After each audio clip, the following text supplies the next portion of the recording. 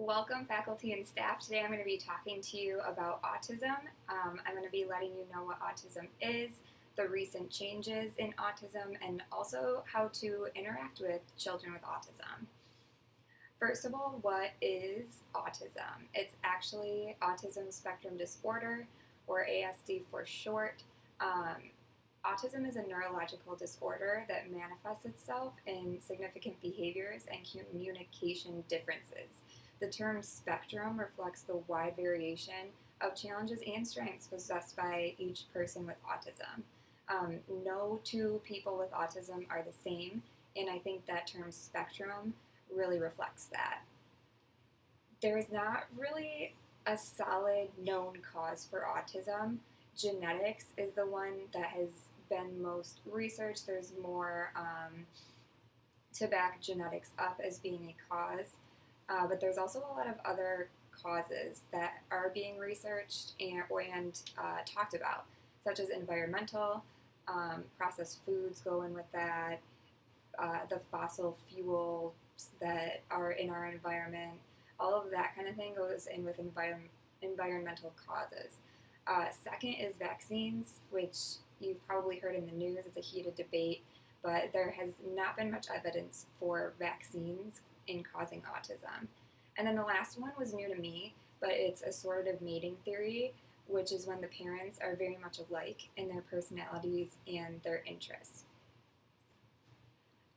One of the reasons I wanted to talk to you today about autism was because of the ever-growing prevalence in our schools. 1 in 68 school-age children have autism. So you will encounter autism in your classroom or on your sports team or in the cafeteria or whatever your job entails, you will interact with a student with autism. Autism is more prevalent in boys. 1 in 48 boys have autism as opposed to 1 in 189 girls. So it's definitely more prevalent in boys. There's a few recent changes that were huge in autism in the past 4 years. In 2013, there was a change in the DSM-5. So the DSM is the Diagnostic and Statistical Manual of Mental Disorders.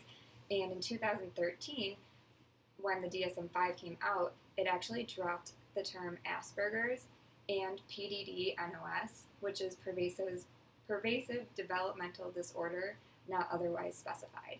So they lost their classification, and now autism is really just described as 3 levels. And even though this is kind of a hard change, I think a lot of people still use the term Asperger's just to imply a higher communicative ability and higher intellectual ability. I kind of like that it's just now described as 3 levels because it really embodies that spectrum term. So let's talk about those 3 levels really quick. If you look at this chart here, level 3 is the most substantial support, and level 1 is the least amount of support. But all of these levels have character traits and things that do impact the child's life on a daily basis. There's 2 primary areas of characteristics for people with autism. One is the social interaction and communication, and then the second is restricted, repetitive behaviors, interests, or activities. So if we separate these out a little bit, communication has to do with social reciprocity, so that give and take of a conversation. You might notice when you're talking with a child with autism, they might be the only ones talking, or you might be the only ones talking. So kind of that give and take is difficult for them. Sharing of excitement, interest, or enjoyment with others, social etiquette. You might notice that a child with autism is a little bit blunt or kind of just tells it like it is. And that's because those social etiquette and those cues they don't pick up on very well. Meaningful friendships is also in the communication and social interaction category. Those friendships are really difficult for kids with autism to make. And then also sarcasm and jokes.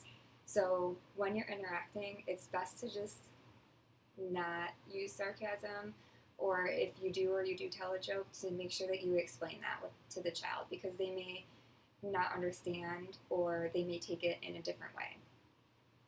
The other category is restricted repetitive behaviors, and this just has to do with atypical perceptions, reactions, and behaviors. So a lot of times this has to do with hypersensitivity to whatever's going on around them. In the middle school, 8th grade that I teach, a lot of times it's cologne. Boys spray their Axe all over, and even if that smell, well, even if I can't smell it anymore, one of my students with autism still mentions it a lot and a lot and a lot. Even though we've all kind of, the smell has gone away, it's still something that is sensitive to that child. So it could be something as small as that. Also, anything auditory or visual, they might kind of visually stim on something. So even like this patterned shirt, I try not to wear things that are too much pattern because I notice it could be distracting to my students. Another thing in this category is inflexibility in minor changes. So this could be a change in the child's schedule. Maybe a fire drill comes up and that's not something that happens every day. That might be a change that they might have a reaction to. Or it could be like a change in seat or even a change in the environment.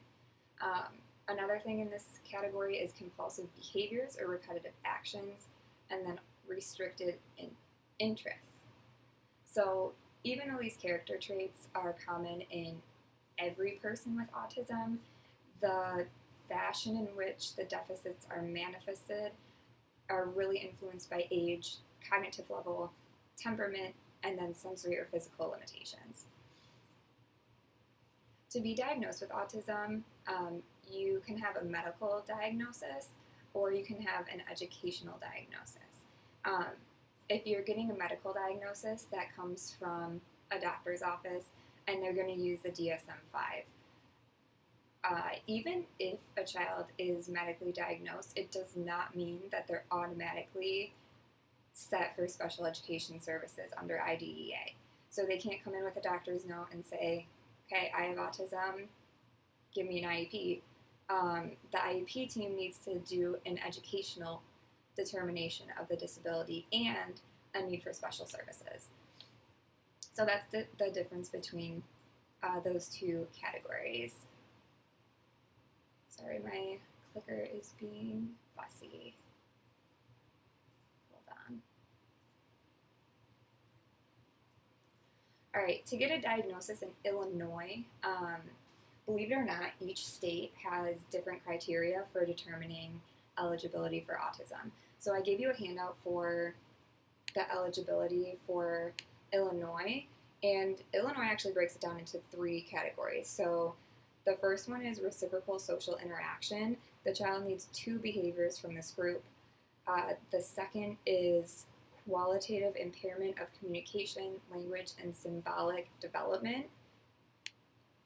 And the child needs one, one behavior from this category. And then the third one is restricted repertoire of activities or interests. So kind of those restricted repetitive behaviors. And the child needs one from that category. So best practices for students with autism, especially if you have a student with autism in your classroom. I know this year our school has pushed a lot for inclusion, so my self-contained class with students with autism are now fully included in the day with other children. So Scholastic had a great article on this. They had 10 really awesome strategies to support those students with autism. For me personally, I've just found that having a peer buddy or putting the student with autism in a peer group is really helpful. I know a lot of times that we do group work or partner work, and sometimes that child just doesn't know how to interact with that other person. So pairing them with a peer who's really good at communicating and very open and is very strong in communication would be a really great match for a student with autism.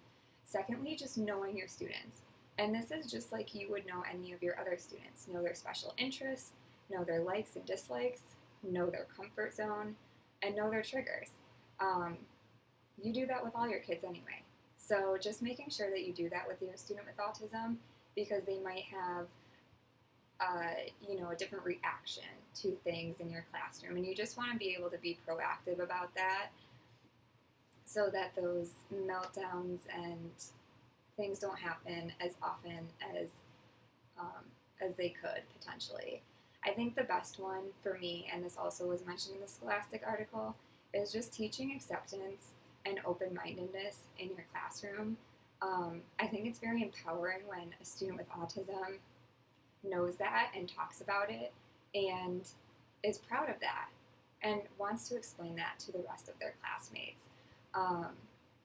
So I think just teaching kids about autism and teaching them the strengths and weaknesses that come with autism and how to best help that child, how to be a friend, is very, very important. If you have any questions at all, I'm in room 205, and you can email me at smwonderlick@cps. I hope this was helpful. Thank you.